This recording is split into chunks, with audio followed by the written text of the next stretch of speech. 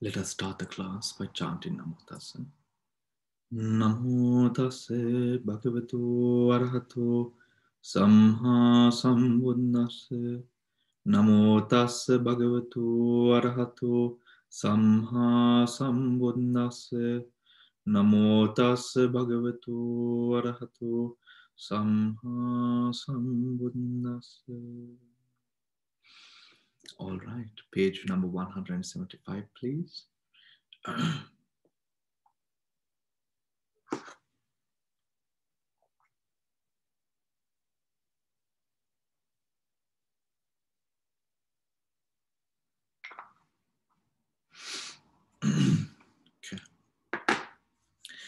The law of registration.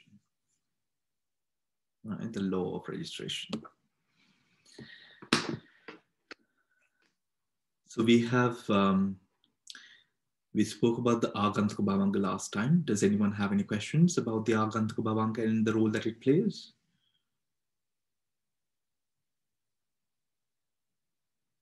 Okay. All right. So, Anoma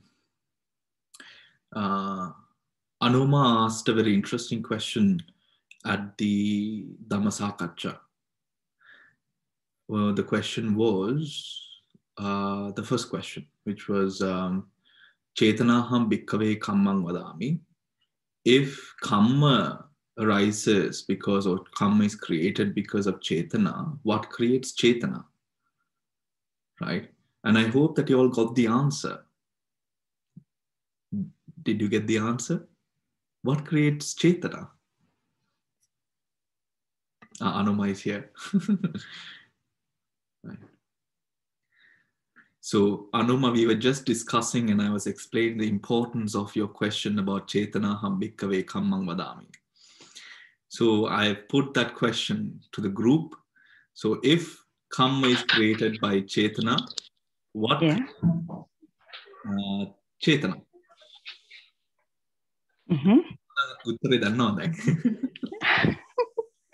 Yes, Bhante. I missed it. Sorry.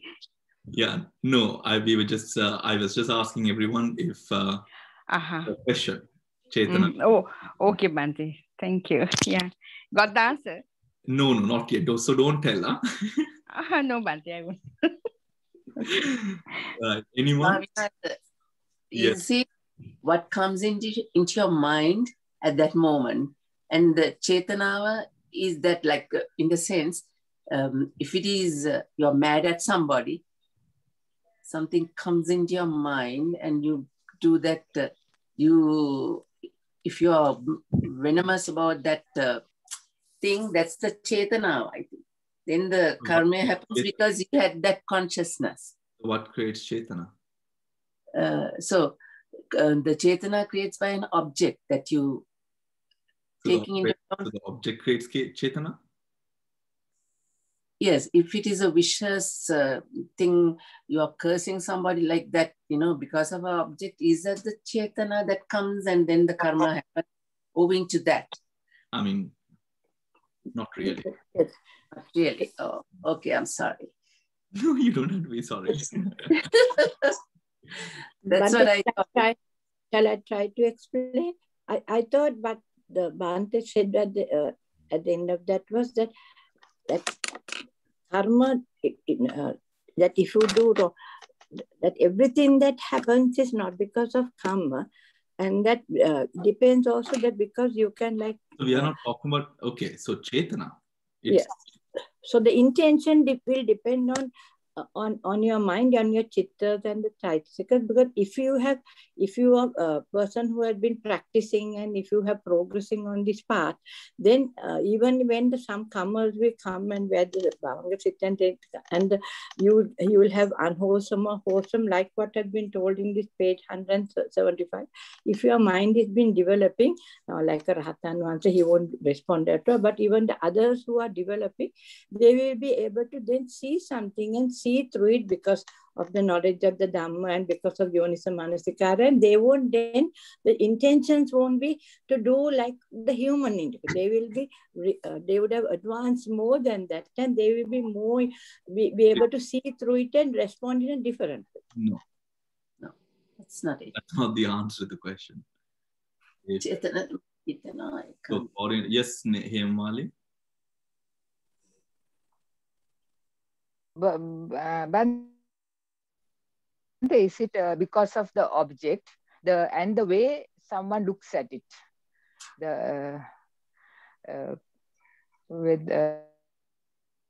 Then remember that we are speaking with regards to all right, we are speaking with regards to so so you have to go all the way back. Yes, it is the object that hints at the Chetana to arise. Yeah. However, you must go all the way back. Anyone else? So it's Avidya, if you have got right the way, if your mind is in Avidya, then all those things, the Chetana will then be will be not so good. But if you are coming from Panya, then it will be different. Excuse me, but the thought, I thought. Sorry? The thought behind you. No. I mean, no. Mala. Mala. Aina Mala. Aina.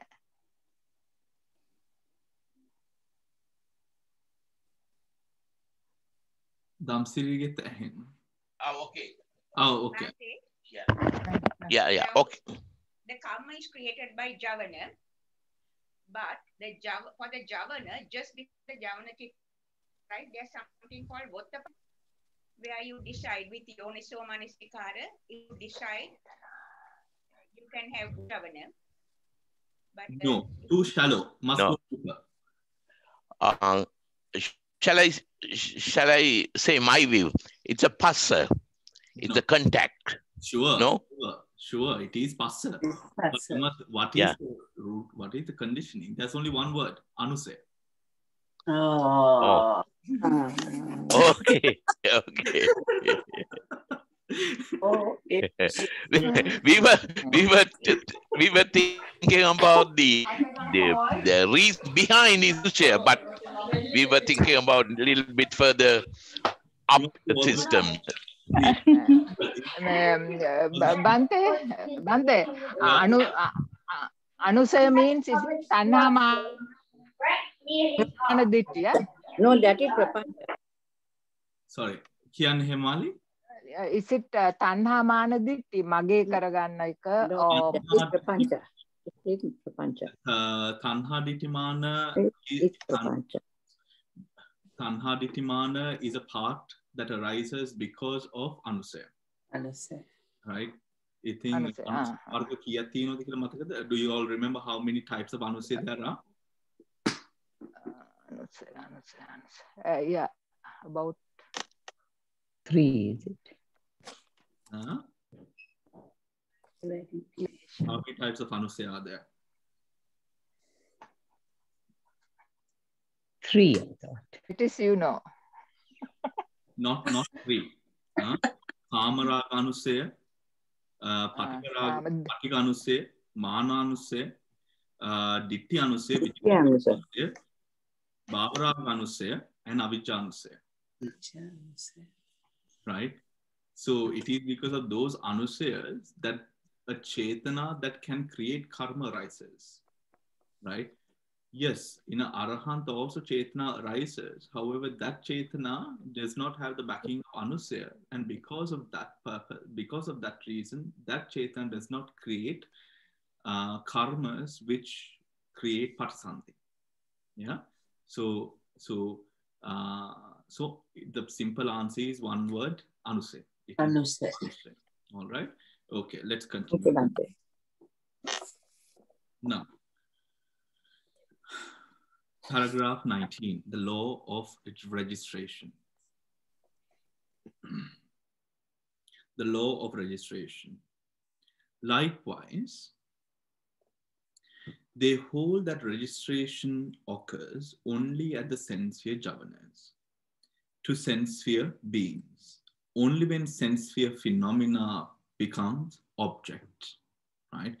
Likewise, they hold that registration occurs at the end of the sense sphere jhavanas to sense sphere beings only when sense sphere phenomena becomes object. Let's see what that is.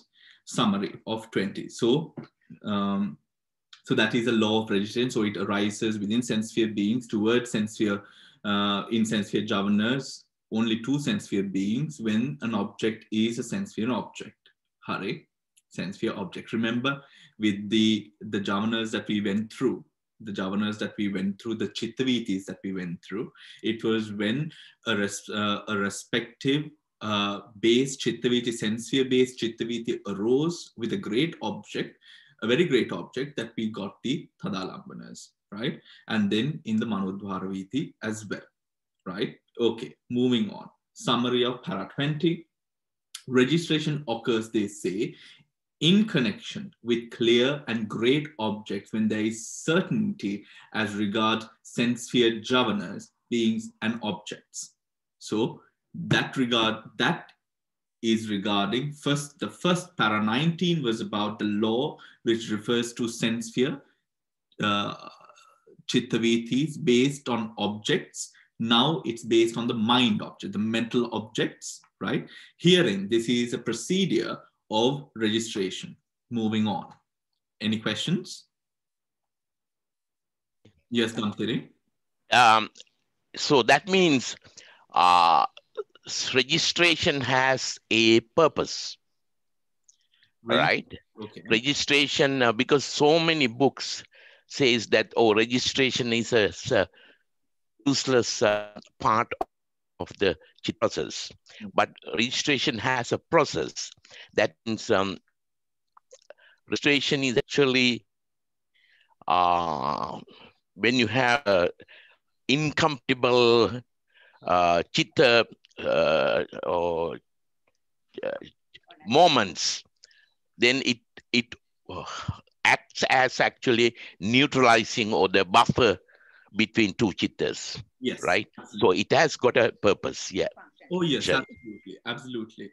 It Yeah, acts yeah. as the buffer to sort of soften the motion Yeah. leading up to the bhavanga. Yeah, that's it. Uncompatible sort of two chittas, it goes in the mid and it neutralizes the Yes. two ends. Yeah. Yeah. Yeah. Okay. That's the yeah. That's a Bhante, conclusion I have made. Bhante, shouldn't it be, it says clear and very great objects. Shouldn't it be very clear objects with registration? With regards to very What clear, you just read. clear and very great objects. Yeah, it says clear, but in there it should be very clear, isn't it? Not just clear. If the word is translated, the Pali word is Vibhutaramana, isn't it? Vibhutaramana and Avibhutaram. Is it Vibhuta? No, that's object. Yeah, Vibhutaramana and Avibhutaramana, isn't it? The two words. It's Vibhuta and Atimaharamana. Atimahantaramana. Vibhuta and Atimahantaramana. So Vibhutaramana, Atimahantaramana. So the translation is correct here, of course. The Atimahantaramana is very great, right? With regards to and very great objects. Yes, what is the question then, Noeli? Yeah, it says in connection with clear.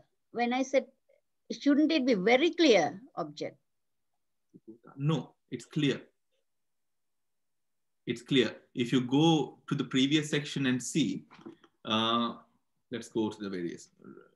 Yeah, the chart says, the chart shows as registration occurring with clear object, but on page 166, it says the course ending with registration can be called a very clear presentation. So here, no, the name of the Viti is Vibhutaramana, which is translated as clear object, right? And it is only in the clear object that you get this registration.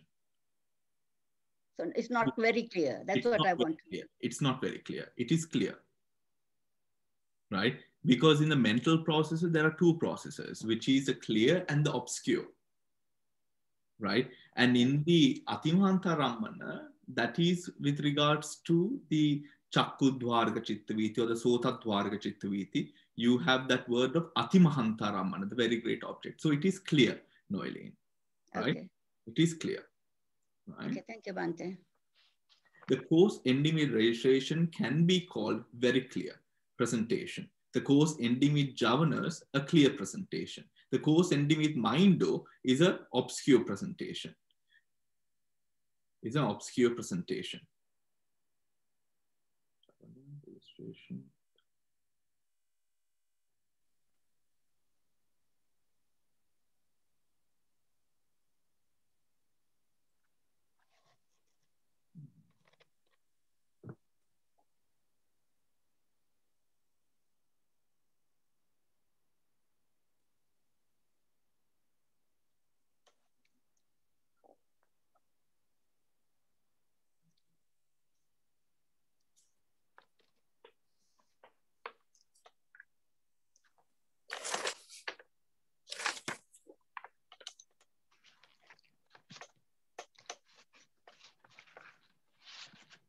Okay, let's move on. Okay. Bhante, top of page 166, where you get there it says the clear object where you get registration, and then you get the obscure object where there's no registration. Top of page 166. Yes. Yes. No, when it comes to the mindo is further broken down into 4 parts. Right? The mindo is further broken down into 4 parts. Those 4 parts are what Noeline is referring to. So the confusion here lies.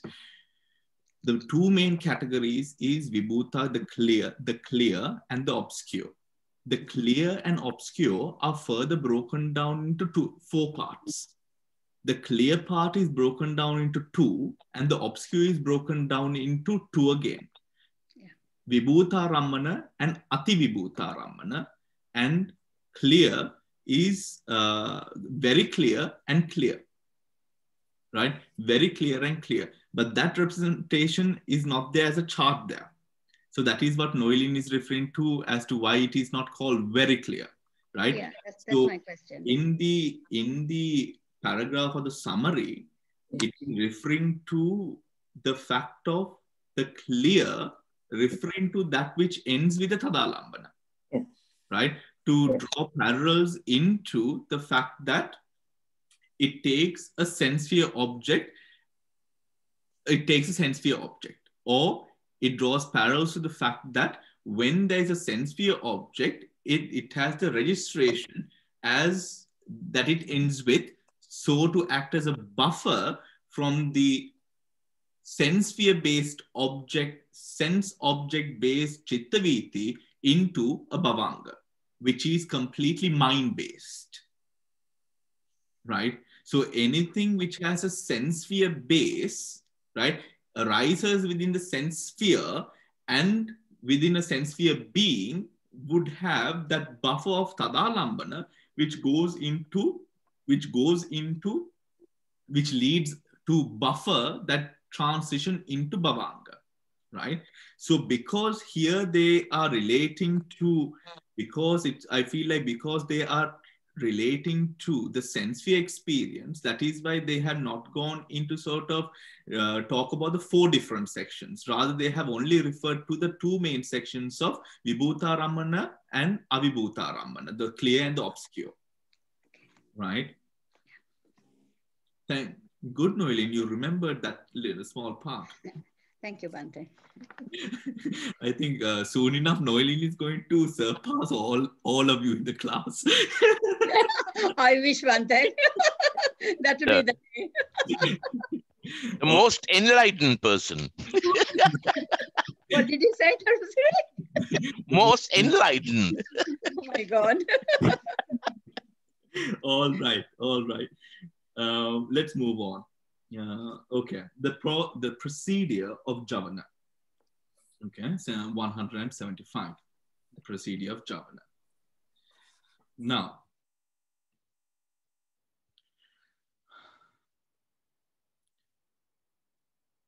(176) among the javanas, in a limited javana process, the sense sphere javanas only run only for 7 to 6 times, right? 7 to 6 times. But in the case of a feeble process, such as the time of dying, they run only for 5 times, right? Now, I know, don't be confused. We have studied that the javanas run for 7 times. However, the probability exists that the javana can run one less. But when it comes to the process of dying, because the mind is weak at the time, it only runs for 5 times, right? That viti is called a maranasanna chitta viti, right? But in the case of a feeble process such as dying, such as that at the time of dying, they only run 5 times to the exalted one. At the time of the twin miracle and the like, at the time to the exalted one, at the time of the twin miracle and the like, when the procedure is rapid, only 4 or 5 occasions of reviving consciousness occur, they also say.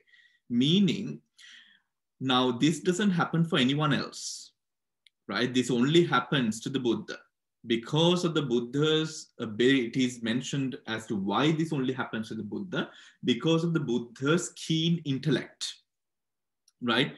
The ability to go into and come out of jhana or respective samapatti at ease, right? Even Venerable Sariputta or Moggallana would be unable to be that rapid, right? To be that rapid. Now, when the procedure is rapid, only 4 or 5 occasions of the reviewing consciousness occur, they also say, right? Now, this is referring to the number of javanas that arise. Huh? I hope that we are all on the same page, right? Now, guide to paragraph 21. In a limited javana process, I feel like, okay, we will go into it, right?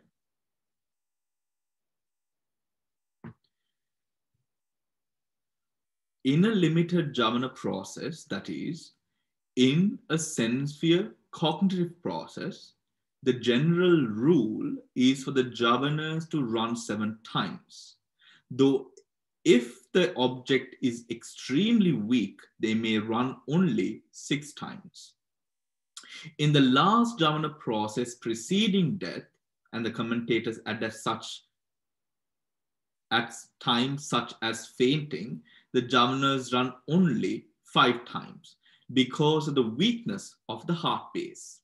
Because of the weakness of the heart base, right?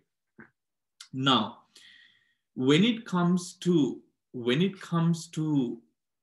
javana, now javana is a process that is wholly linked to both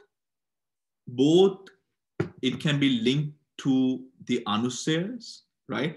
The hindrances, whatever energies that are present within the mind, or whatever energies that support or facilitate whatever actions of the mind are always linked to javana, right? Remember, when it comes to the flow of consciousness, the flow of consciousness creates, javanas we know creates karma, right? And as we just started, anusaya affects or has this anyamanya pachaya based or mutual conditioning, which supports all 3 of those different processes: kamma, anusaya, and chitta. Right? Just imagine that as the 3 parts of a triangle, and these 3 parts support one another to coexist. Right? To coexist. How do we know this? Example. ahetuka chittas. Ahetuka rootless chittas arise wholly because, I mean, they are vipaka chittas, right? They are vipaka chittas. The other sobhana vipaka chittas. All of these vipakas that are experienced are because of the effects of karma, isn't it? Right? These effects of karma, now, for example, right now, your ears, your eyes, your sensations, smell, taste, all of these things that is facilitating your human experience is facilitated or is made possible by the support of karma. Confusion? Confused? Yes, Mali? Confused? All right. Yes, Bhante. How is it supported by karma? It is supported by karma because remember, you now, I can't say that I am seeing you because of karma. I'm sorry, I can't say that you are all here because, wholly because of my karma. However, the act of seeing is made possible, or the eye base is supported, or the chakku prasada is supported by karma, which allows for this light to be seen, or to this object of rupa to be cognized through the eye base. Do you understand? Right? I mean, this is ahetuka. Yeah.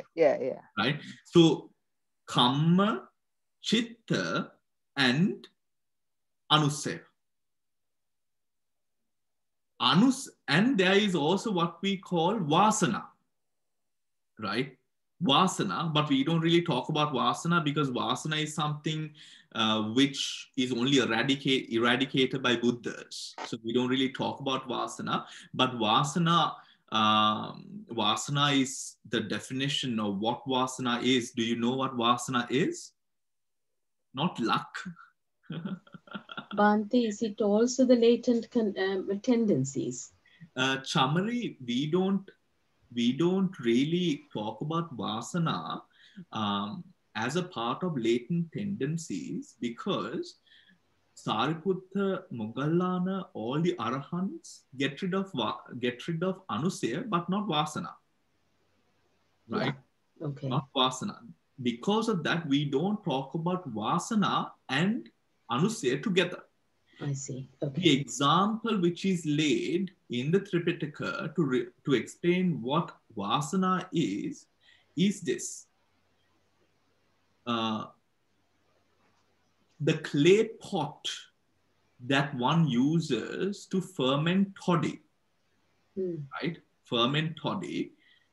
The smell, now you finish the toddy, right? But the smell which remains, now this smell, maybe you could change it if you use that pot for something else for a very, very, very long amount of time. But still, even after years, you get that, a little sort of, even in a very little way, you have that sort of stench of the toddy, right? Not that I know much about toddy, huh?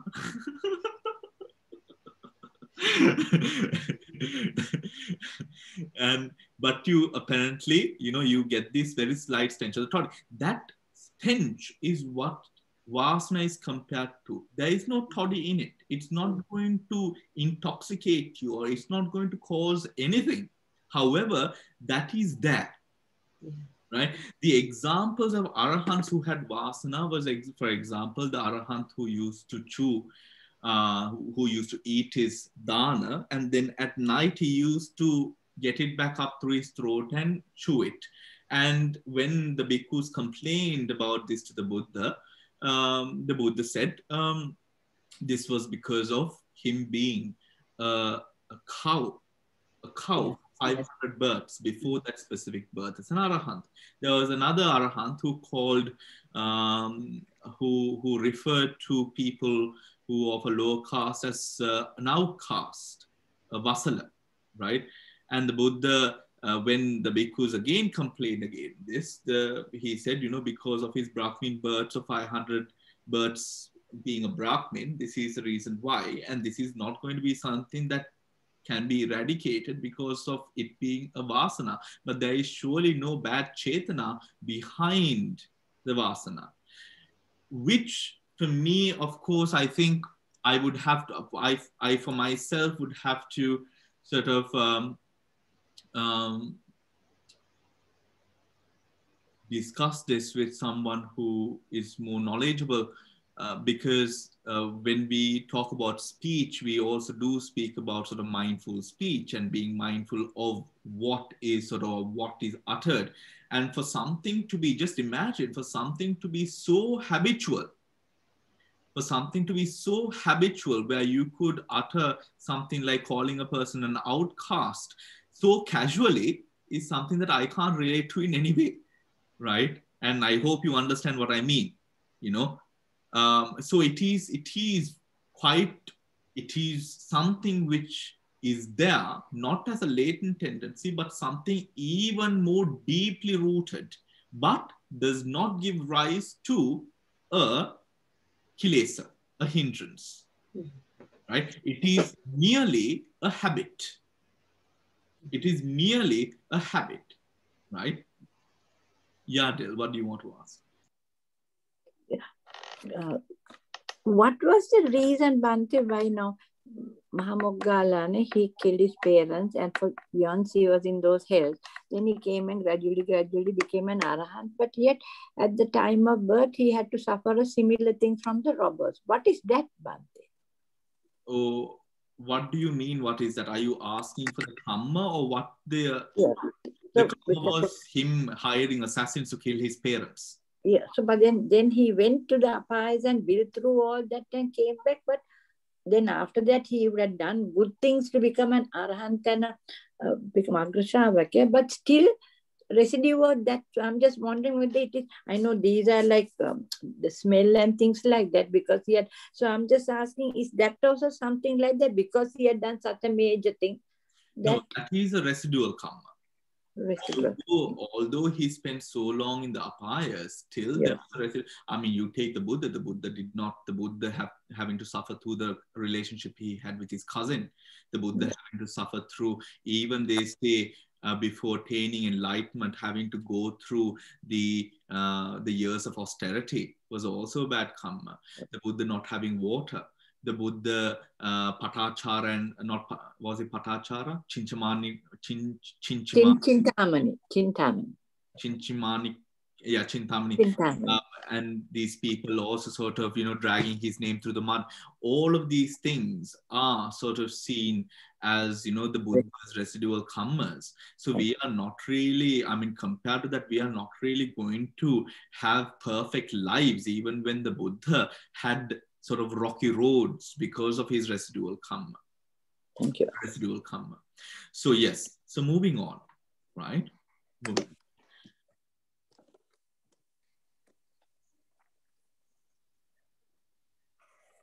To the exalted one, the twin miracle, Yamaka Pratiharya, was a feat of psychic power the Buddha performed on several occasions during his lifetime. When it helped to inspire others with confidence in his enlightenment. But by this miracle, the Buddha displays his body as emitting streams of fire and water simultaneously. He performs this feat by entering into the fifth jhana separately in quick succession in the fire kasina and the water kasina. And then determining to display fire and water, displaying fire and water,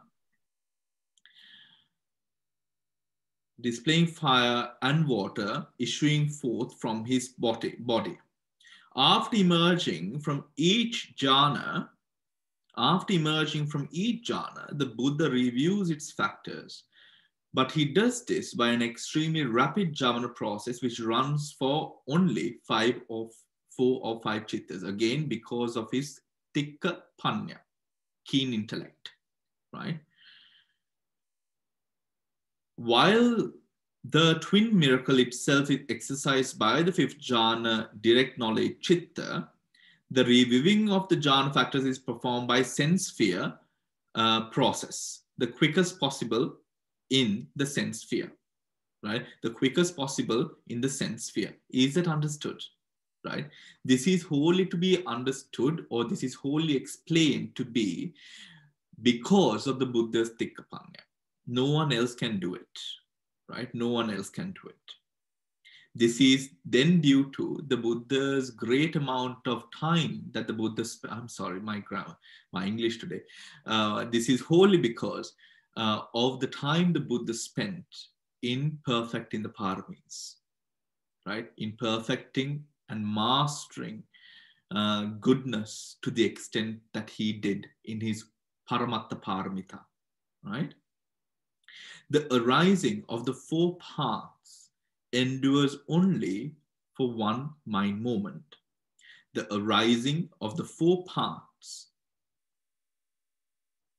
176. My mind is all over today, I must excuse myself. Paragraph 22, Jhavaning attainments. The sublime jhavanas for a beginner during the first absorption and the direct knowledge jhavanas always run only once.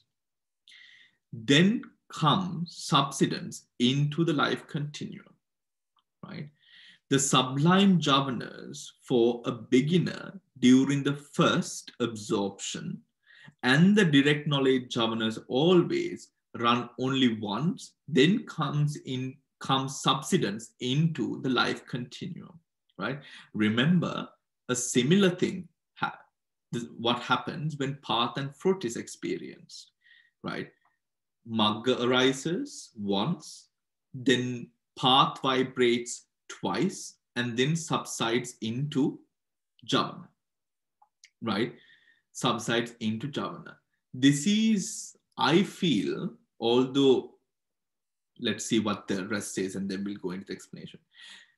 The arising of the four parts endures only one mind moment. Thereafter, 2 or 3 occasions of the fruition consciousness arise according to the case. Then comes subsidence into the life continuum. At the time of attainment of cessation, the fourth immaterial jhavana runs twice and then contacts cessation. When emerging from cessation, either the fruition consciousness of non-returning or fruition consciousness of arahantship arises accordingly for a single occasion. When it ceases, there is subsidence into the life continuum, right? This is really like a, in a way, it's like a shock in a way, an experience, not a shock, but it's like a very powerful impulse of energy at that time, which takes one into, because remember, even if we have to put it into mundane terms, it's like an aha moment for your whole existence. At seeing or at first comprehending enlightenment, right? In similar cases, both in the jhavanas, in the jhanas, the absorptions and the attainments, it operates in a similar way, right? Now, moving on. In the cognitive process of attainments, as in the stream of life continuum, there is no fixed procedure regarding the processes. In the cognitive process of attainments, as in the stream of life continuum, there is no fixed procedure regarding the processes. It should be understood that even many sublime and supramundane jhavanas take place in immediate succession. Right? Now, don't be confused. We are reviewing the laws by which, the laws that we have gone through already. right? We have gone through path and fruition chittavitis, and we've seen that after the arising of the two vibration of the two parts, it goes into succession. I'm sorry, goes into life continuum, bhavanga, right? Now, what they are saying here is this is almost the law by which the javanas operate, right? The javanas operate in terms of attainments, Again, at the time of attainment of cessation, the fourth immaterial javana runs twice and then contacts cessation. When emerging, either the fruition consciousness of non-returner or fruition consciousness or arahantship arises accordingly for a single occasion. When it ceases, there is subsidence into the life continuum. If we take hand in hand, on one side, the first timer's experience, and on the other side, a second timer's experience. The first timer's experience of an attainment is wholly to attain. The determination of that person is to attain.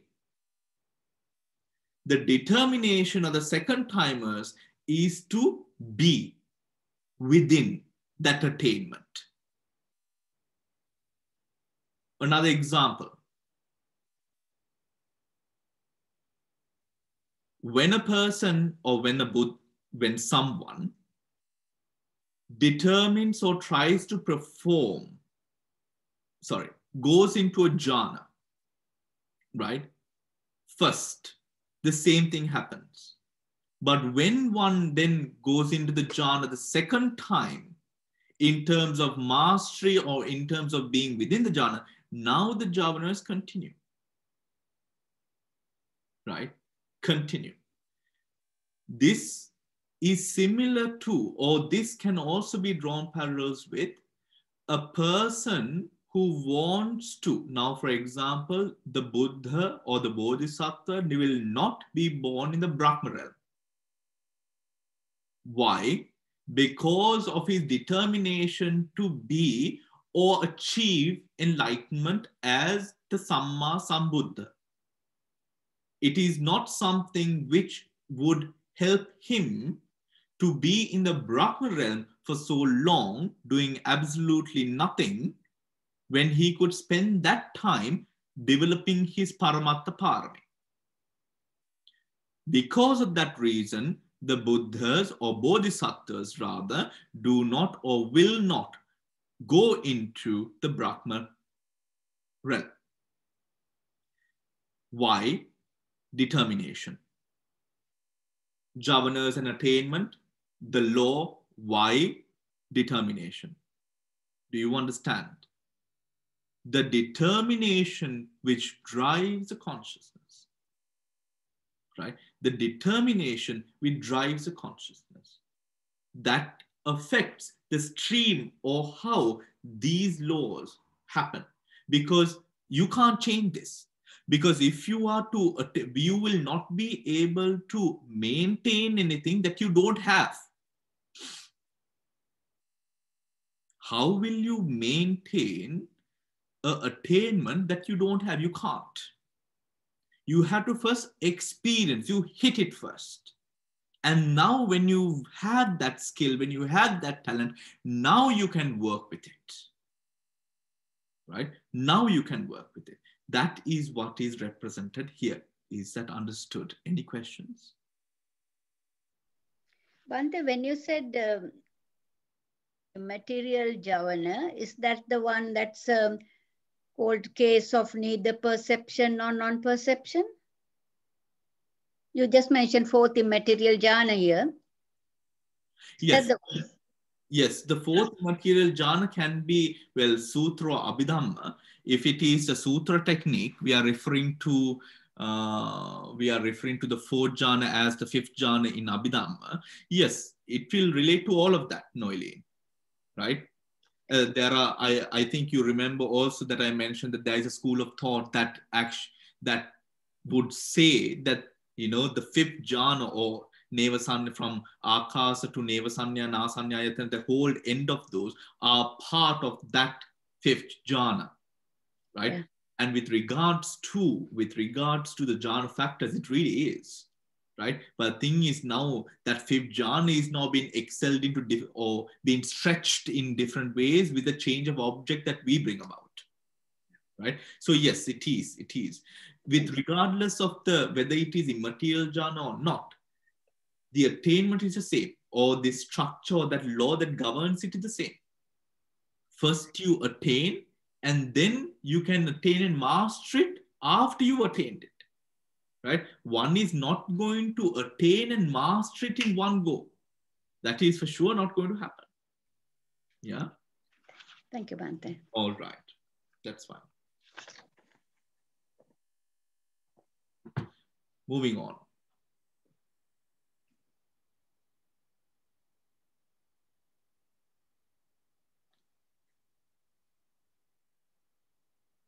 Guide to paragraph 20.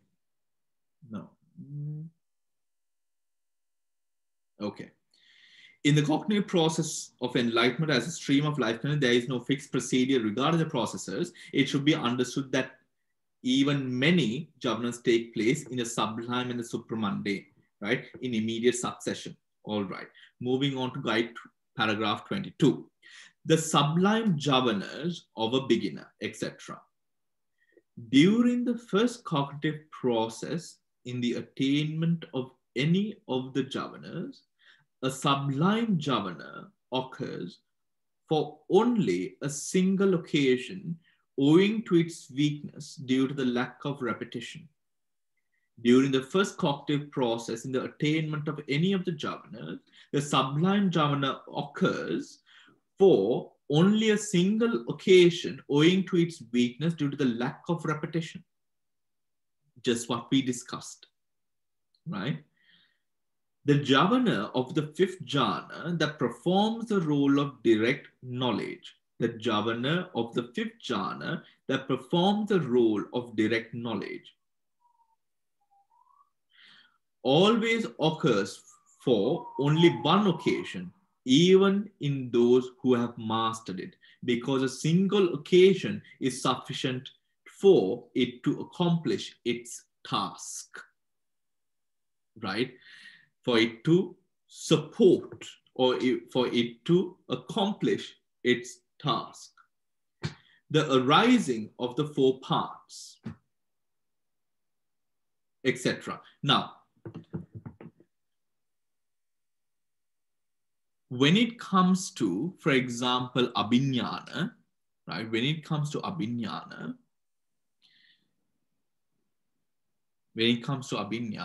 abhiññā and abhiññāna, right? Even with regards to miraculous powers, right? Now the Buddha, what is the process? Through the fifth jhana, entering, let's take the twin miracle because we've already gone through it. The water kasina and the fire kasina, right? Through the fifth jhana, entering into the water kasina element, coming out, determining, entering the water kasina, coming out, determining the fire kasina, going in, coming out, determining the water kasina, going in, coming out, determining in that succession again and again and again and again. The Buddha enters into the jhana. For that moment, he only needs to enter for one mind moment and he comes out so fast, right? Why? Again, to prompt that power of determination that now it becomes material. Do you get it? Now, for example, jhanic powers were in the past used for healing. Used by the rishis, it was used a lot to sort of convey and to give radiation, sort of metta, and for all of these things. How is it possible, or how does now, for example, even from monks, isn't it? Lay people expect blessings and all of these things. That started because of the monks ability to have the power of determination through samadhi. Right? Because when you have that element of samadhi, and with that, when you display metta onto a person, that is very strong. Just imagine, the Buddha actually says, you know, for example, in Asian cultures, we have, when a person worships or worships a monk, he says suapat veva, or niduk veva, or nirogi veva, right? Now, what is the reason for that, right? It says in the Vinaya, when the you know, later on, when the unenlightened, when there were monks who were unenlightened after the 20 years of Vassa of the Buddha, when there were a lot of bhikkhus who were trying to get enlightened, but they were not yet enlightened. And then you had these Chabbagiyas and all of these people as well, right? During that time, the Buddha promulgates a rule that when lay people respect you, not a rule, but a sort of a suggestion, when a lay person, when any person respects you, to sort of radiate compassion towards that person, because if you are immoral, if you are not virtuous, receiving the respect and the adoration of others is a great unwholesome karma. The Buddha says, display and radiate metta by saying Sopatveva, Nidukvetva, Nirogivetva, may you be well, may you be happy, may you be healthy, in this way of displaying metta, because the metta itself is that respectful or respect worthy of respect. Do you understand? You know, so within the Aranyas, you know, we don't really say Nidukvetva, Nirogivetva, Sopatveva. Right? And the specific reason for that is the amount and the capacity of sila that, you know, we sort of cultivate, you know, within the aranya. So you know, it is not that much of a practice. Some of them do, of course, you know, because of culture, but, you know, it's not like a thing, you know, but that is a reason for it. Now, just as a thing there, that is a power of determination. That is what I wanted to say. Even the slightest metta, that determination there, it has a power, right? And when that is supported by samadhi, that has an even greater power, right? So, moving on. The arising of the four paths. Each path consciousness also lasts for only one mind moment. We know this, remember? Yeah? The path vibrates for one moment,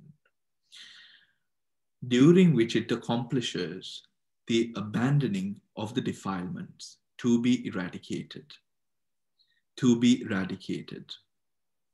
Or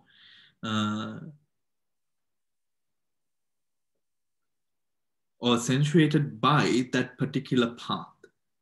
In an individual with average faculties, the preliminary portion of the cognitive process of the path includes a moment called preparation, parikamma. For such a person, two fruition chittas arise following the path. In an individual with keen faculties, the moment of preparation is bypassed, and thus three fruition chittas follow the path. Right? Follow the path. Any questions regarding that? Right?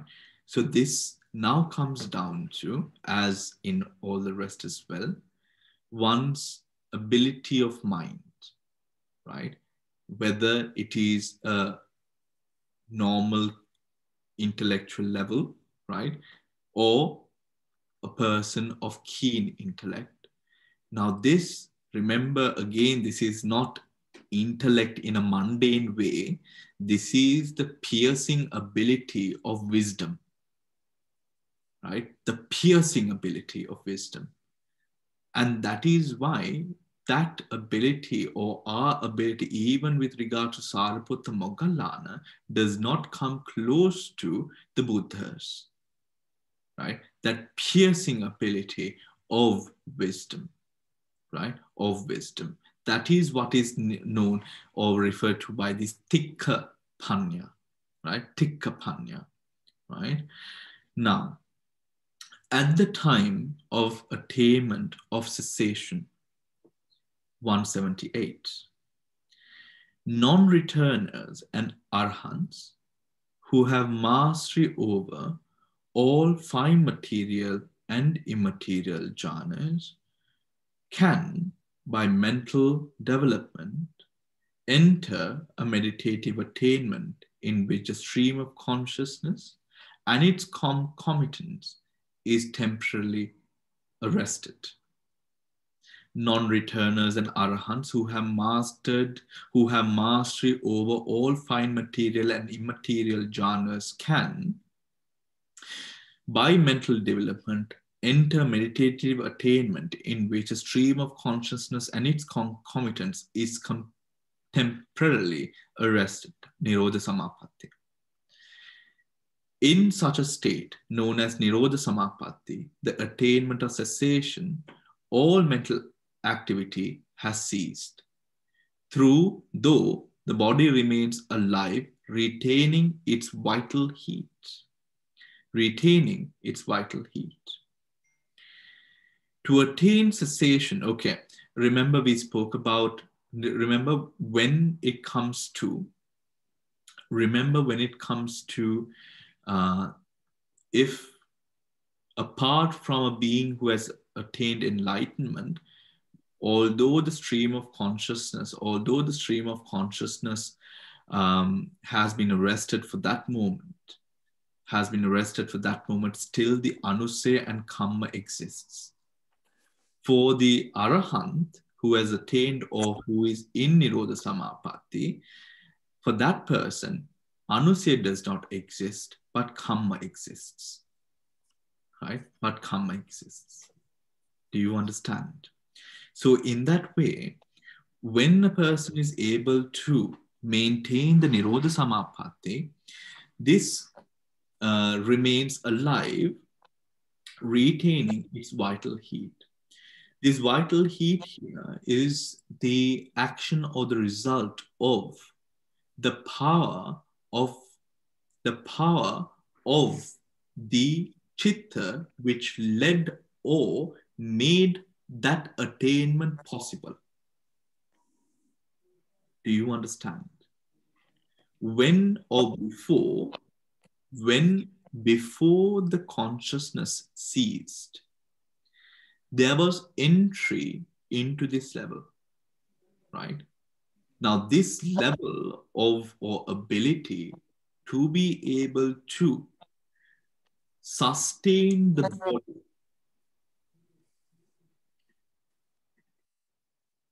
sustain the body is made possible by that energy or that attainment which is maintained by that energy. For example, a mundane example would be when we are in deep samadhi, we do not need, or the body does not move. When we are not in samadhi, you are slouching, you are moving, all of these things happen. But when you're in samadhi, the body is just there, right? You don't need to control it. You don't need to look after it. You don't need to change your posture, right? In a similar way, now that is because of the power of the samadhi chitta, right? The power of the samadhi chitta. In a similar manner, just as the power of the samadhi chitta helps to maintain the posture of the body, when one goes into Nirodha Samapatti or even the Asanna Satta plane, that is maintained by that energy which is created. This energy could possibly be even at the level of kamma, but let me double check that for you. right? It could even exist at the level of karma, but I want to double check that for you, right? Let me write that down, right? At the level of karma.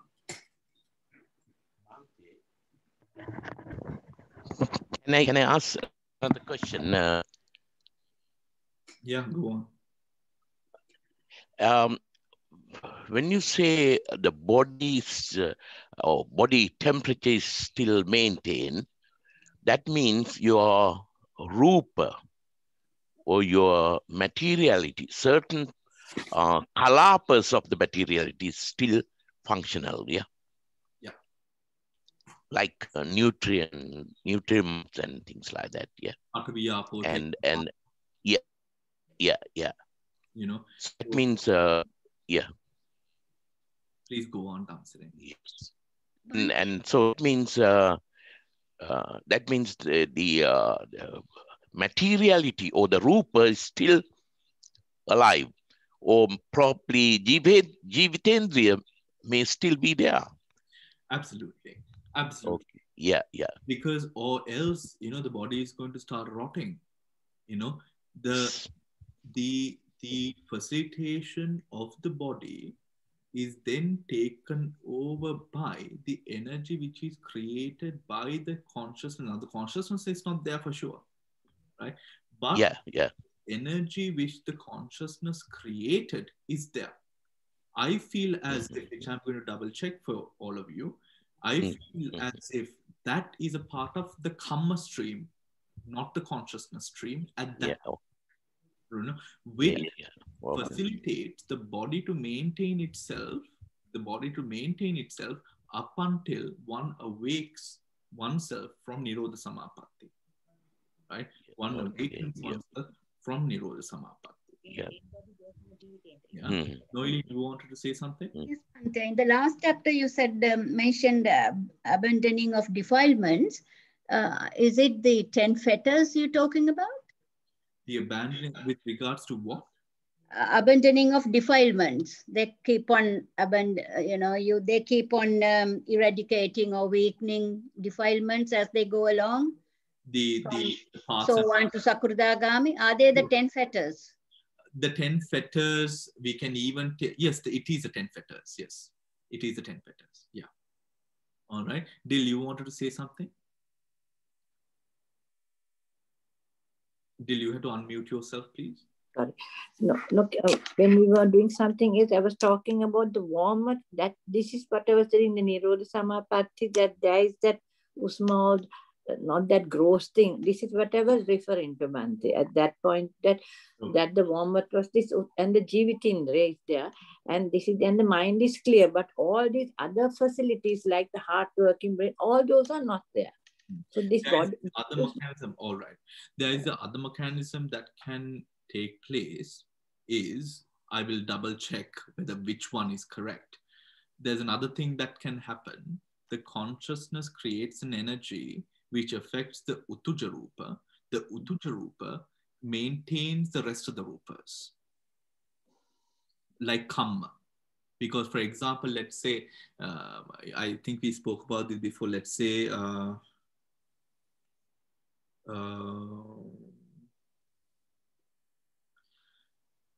what do you call like a kushtaroga, like a rash, a skin, you know, like a skin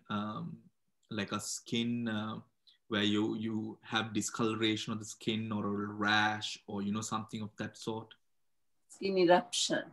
A skin eruption, you know, something of that sort. You see now, for example, let's say the karma is one. Right? Let's say, okay, I do this karma where I see someone who has a rash or something, or a bit of a bad rash, and I sort of make fun of the person. That's the karma. That karma is one. We are taking it as one. Huh? It's the karma is one.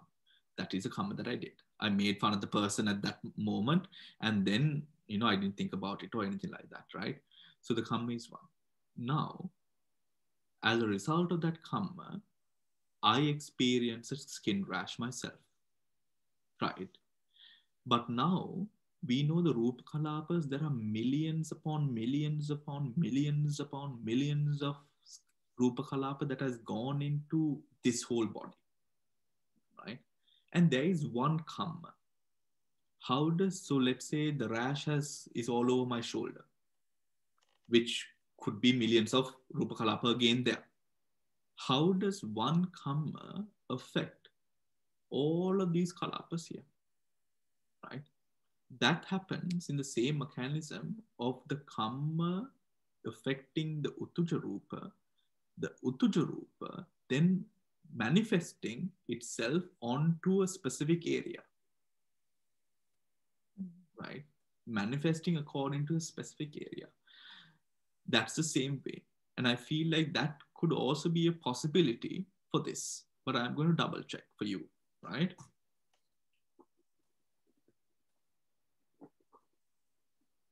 Okay. Right. Shall we move on? Okay. To attain the cessation, the meditator must enter each jhana, emerge from it, and contemplate its factors with insight as impermanent, suffering, and non-self. After reaching the base of nothingness and emerging from it, the meditator performs certain preparatory tasks and then resolves to enter the attainment. Thereupon, two chittas of the fourth arupajjhana arise and cease, after which the stream of consciousness is cut off, right? After which the stream of consciousness is cut off. The duration of the attainment is governed by the meditator's prior determination, and with training can be extended up to 7 days. Why? Because the body is too weak, right? The body can't go more than 7 days. On emerging, there arises first one moment of the fruition consciousness, either of the non-returning or arahantship. The former in the case of a non-returner, and the latter in the case of an arahant. Thereafter, the mind lapses into the bhavanga. Now, there was this whole ha-ho in Burma when actually Pauk Sayadaw claimed that through certain attainments, that one would be able to observe the bhavanga, right? To be aware of the bhavanga. The Sangharaja of the country did not agree with this and sort of started questioning actually Pauk Sayadaw. And for this line of questioning, actually, even now, when Abhidhamma Chapter flew in from Sri Lanka to attend the meeting with Pauk Sayadaw, right? However, I think they agreed to disagree with each other, right? They agreed to disagree with each other. Moving on.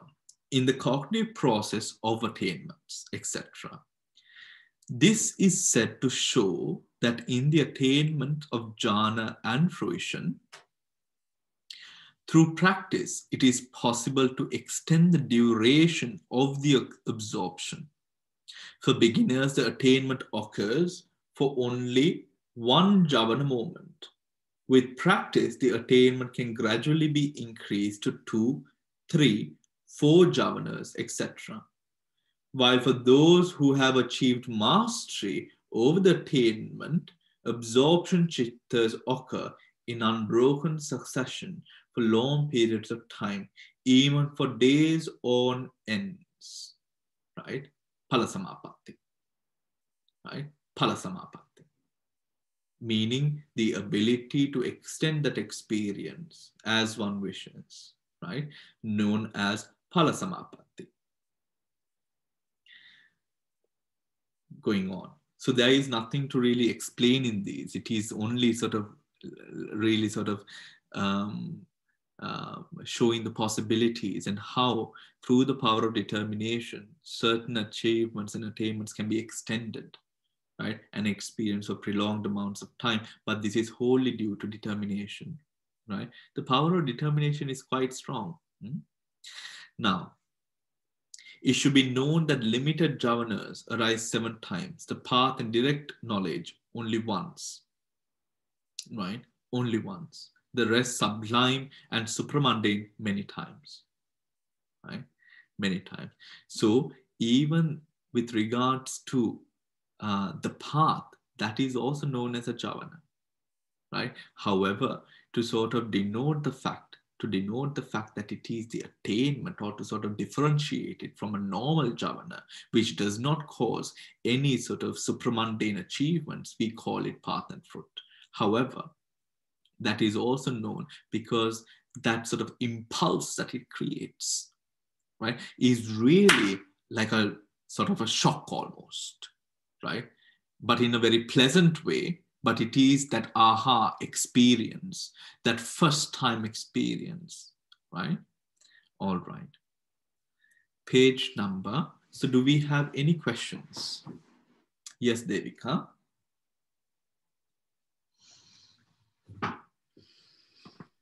Bhante, yeah. My question is about these jhavanas. Like when Shaila Catherine spoke about the jhavanas that she's developing and going away. That is something I was interested in knowing, Swaminathan. Like she attains jhavanas and goes from one to the other, then it goes away, right? It doesn't retain unless you have to be extremely powerful with your practice. Please repeat the question again, Devika. My question is, like which she's saying, the achievement of jhavanas one by one, and then you go back again from it. It doesn't retain for long. Well, the jhanas that she was talking about, like the jhanas. Well, yes, jhanas. So that's what I was interested in knowing. Yeah. So usually what happens is, whenever hindrances arises, yes, jhana falls away. Falls away. Oh, okay. But so that is why jhanas can be quite difficult to get into for a first-time practitioner without out of retreat. Right? However, and even actually, for example, as monks, when we are in the meditation hall and we have jhanas, or we are experiencing jhanas, and when we come to the meditation hall, the jhana is gone already. Okay. That well, that's right? Yeah. But why that is one, the lack of ability to suppress the hindrances. So even the slight hindrance can turn it off. So what do? Essentially, we try to develop or make the jhana powerful so that the hindrances are suppressed, so that the jhanas will not go off as easily. Second, increase the understanding of vipassana to suppress the arising of the hindrances. For a person, usually for a monk, what they do is both. They do or use techniques of both samatha and vipassana to strengthen the jhana much, much more, right? Because vipassana, the elements of anicca, dukkha, anatta, impermanent, suffering, and non-self are powerful tools when it comes to strengthening that said jhana, right? So yes, the moment the hindrances arises, it can sort of put the jhana or sort of make the jhana weak, or it can go missing. However, if a person has attained jhana at least once, it's easy for the person to find their way into jhana again, right? It's fine there. And yes, I mean, we speak about jhana, and the word jhana is so intimidating, but it really isn't, it really isn't. It is really all down to the process of balance, where you balance your effort, your samadhi upon the object, And the moment that you strike a chord and you arrive at this position of balance with regards where you are just putting the right amount of effort, the right amount of samadhi towards the object, at that time, what happens is you will attain. You will attain. And these become very powerful tools, which leads on to strengthening your vipassana even further, right? Almost developing a very striking ability to be able to sort of go deeper into vipassana beyond any other speed that you had before, right? That you had before. So yes. So I think, jhanas are quite, it sounds quite intimidating. At least it was, to me personally. But when you really sort of get the hang of it and you really find the balance, it's not that, it's not that intimidating, but you need continued practice. Yeah. You need continued practice. Thank you. Yes, there we go. Yeah. So can I ask another question? Another question, Bhante. Yeah. Yeah, Bhante. When you have done or when you have achieved jhana many times, once you have achieved it, then when you go to the normal process, and then your jhana phala awareness can continue for a long time, right? Depends. Depends on because in especially this Renukavi Chandavimala Thera, in his book he says that once you are an expert on jhana, then once you achieve the phala jhana phala chitta, then it will not be limited to one jhana or two jhana or three jhana. It can continue for many javanas, and then you terminate when you come out of the dhyana. Okay, just to clarify what you're saying, you are saying that in Renukana Swami Mahanse's book, it says that, for example, if one attains to the first jhana and masters the first jhana, he would be able to go into other jhanas? No, he go into the jhana and continue jhana phala, javana. Yes, I mean unlimited times. Yes. Unlimited times. Yes. Yeah. So it which is not explained very much in this Bhikkhu Bodhi's book. Well, yes. So when it comes to so the jhana experience is not like a Nirodha Samapatti experience where the consciousness is. A jhana experience is when there are consciousnesses completely at a state of one-pointedness towards the object. Yeah. But the recurring, according to the determination the meditator has made, the chitta recurs and continues up until you want to come out of the jhana. But that is only given that you have mastered it. Okay, all right. Right? Okay. Only when you have mastered it. Right? Only when you have mastered it. Now, for example, now today in the afternoon, actually, there was this lady who called me, and then she called me before her meditation. And so she wanted some kamathana. And so she had good samadhi, vipassana samadhi. But first of all, she was a bit lazy. And second, she was looking at the future. Meaning, for example, when a sensation arises, if you look into the future or the past, you feel how fast a sensation is, right? For example, you see that sensations arise and pass away very, very, very, very fast, right? If that is the experience, you are not in the present moment. You are either in the future or most probably in the past, right? So what you have to do is then just direct it to the present moment, and then the sensations become slow, right? Become slow. And within that slowness of the sensations, you apply, or rather you instigate yourself to sort of watch in unjudgmental manner the nature of impermanence, or to sort of clarify to yourself that nature of impermanence, that is thing.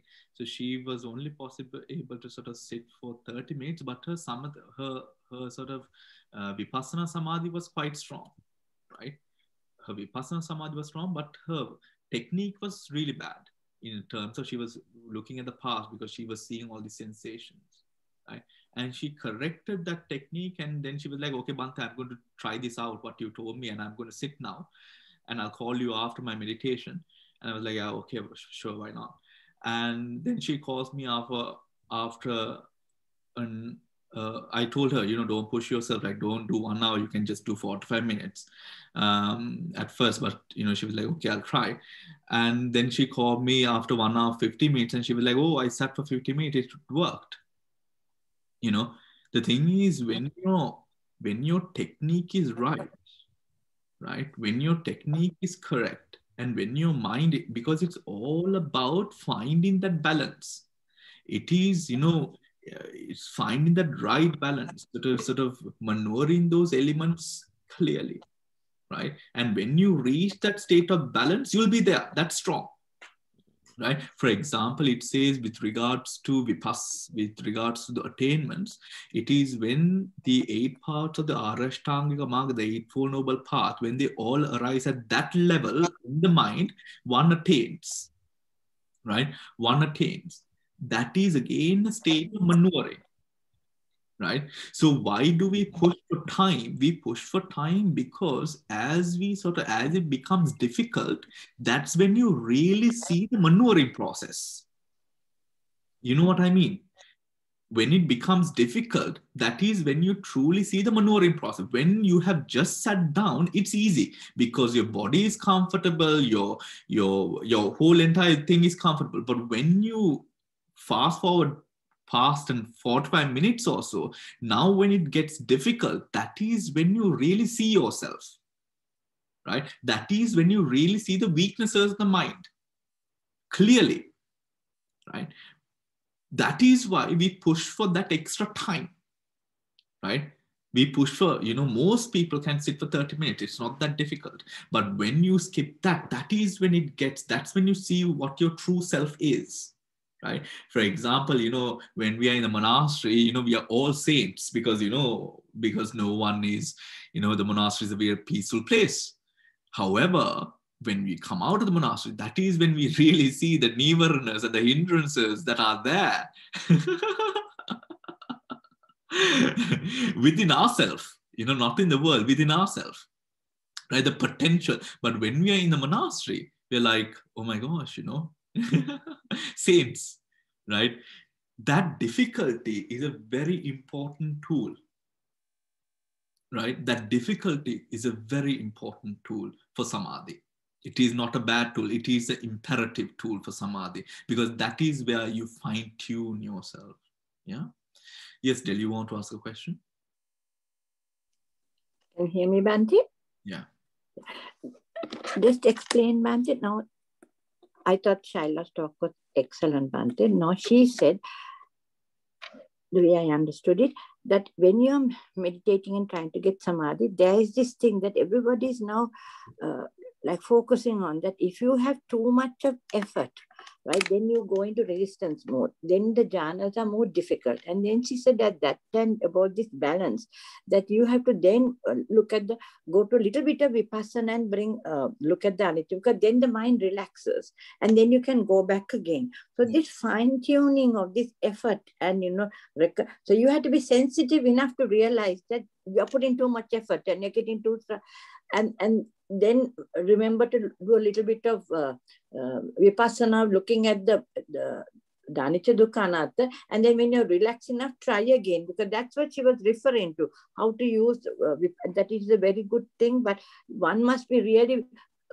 very sensitive in your mind to be able to pick up that moment and know that this is the time that you have to go. I suppose with practice it will come. And the other thing I had was, she's also offering a lot of retreats, and now because people in America also on retreat, I saw in a website she's giving these retreats on Zoom, I think, because I don't think in America they're allowing people to go. I don't know whether she's hoping that it will not there.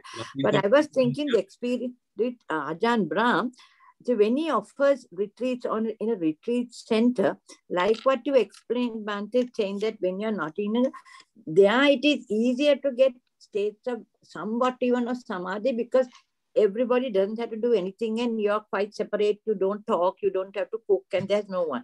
But the last, the retreat which he gave was on Zoom. Now you're in your own house, so you have to prepare your own meal and things. And I found that the experience is very different, because you're constantly having people coming here to cook. And even though you may be sitting in those things and doing the thing, it's very different. So Bhante, you were referring to having a retreat one day when there is no COVID around and all this.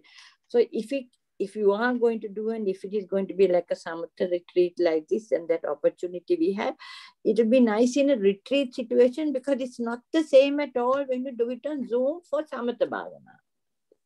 Yeah, absolutely. I mean, it is, I think it is a tough experience, because tough experience in any case, whether it is at home or whether it is in a monastery, it is both of them are tough experience. But of course, when you are in a monastic setting, it is much, much more sort of conducive. Yes, so our retreats will be residential.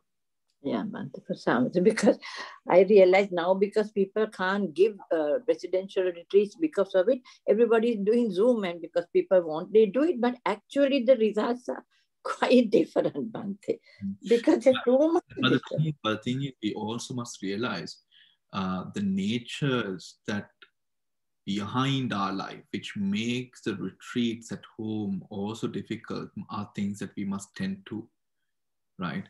Are things that we must tend to. And, you know, because even with monasteries, sometimes something that I have noticed is sometimes even monasteries are not conducive to jhanic practice. You know, most monasteries are very conducive to vipassana practice, but not jhanic practice. The home is even worse, Bhante. When we go to retreat center, whether it's in the temple or outside, because there are set times, somebody prepares your meals, right? And you have a set time to wash your clothes.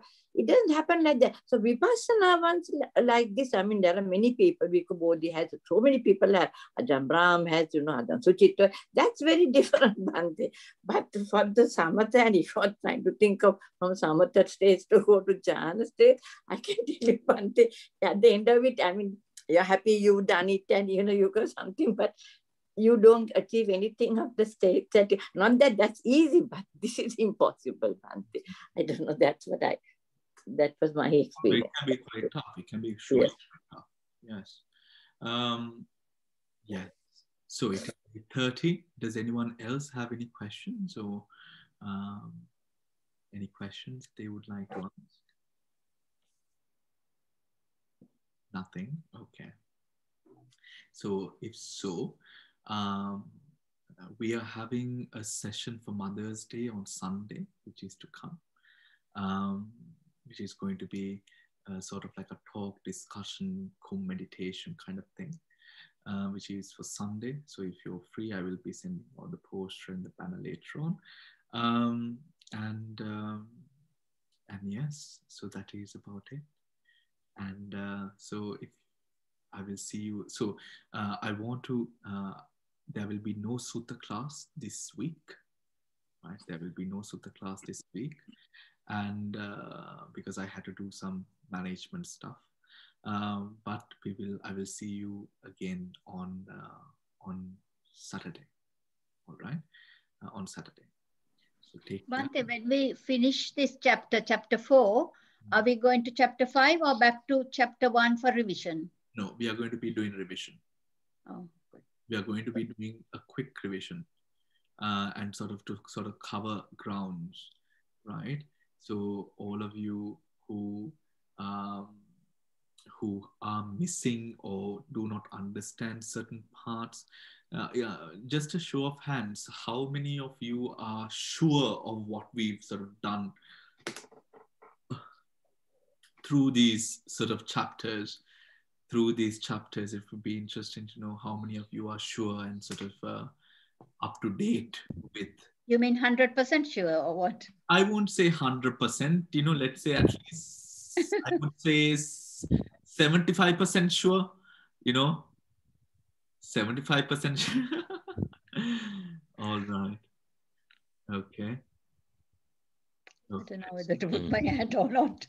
The others, the camera off, I can't see, but okay, Chamari, just let me know, you know, but I think a revision would anyways be good to sort of just go yeah. everything and to calibrate and to ask questions. So if you have any questions, you know, with regards to yeah, make sure that you bring them as well. Yes, we still have Sunday participate the session, yeah? Yes. Okay, yeah. And the meditation in the morning as well? Yeah. So when does the other program fit in, the Mother's Day program? I will let you know. Okay. I will let you know soon. Yeah. Okay. Bhante, I would say revision because I don't nothing. So I like revise. Thank you. Yeah. I mean, the thing is, I mean, even with revision, you have to read the book on your own time. Which I do. Yeah. Good. You know, and maybe listen to talks as well. But you know, you have to do the legwork, which is very important. You have to do the legwork, which is quite important. All right. So okay then. So take care and good night. I will see you all on Saturday. Right. Thank you, Bhante. Saranai.